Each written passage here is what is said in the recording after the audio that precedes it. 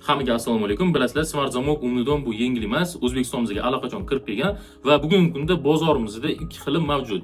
Birinchisi bu butunlay avtomatik, ikkinchisi bu yarim avtomat, ya'ni 5 xil usulda ochiladigan modellarimiz. Bu modelllarimizni albatta keyingi lavhalarimizda sizlarga obzorini ko'rsatamiz. Bugungi obzorimizga keladigan bo'lsak, bu modelimiz 7 xil usulda ochiladigan model bo'lib, birinchisi ishlatilayotgan bu Face ID, ikkinchisi barmoq izi, uchinchisi kaft orqali, to'rtinchisi parol orqali, beshinchisi o'zidan chiqadigan ID kartalari orqali. Bu ID kartalarning o'rniga xohlagan o'zingizlarning Humo kart, Visa karti farqi yo'q, NFC karta tiqib qo'ysanglar bo'ldi, bemalol ishlataverasizlar. Uni ustiga bonus qilib qo'shilib beriladi NFC o'zimizning nakleychkalarimiz. Buni xohlasanglar telefoningizning orqasiga, xohlasanglar breloklarga yopishtirib olib bemalol ishlatsanglar bo'ladi.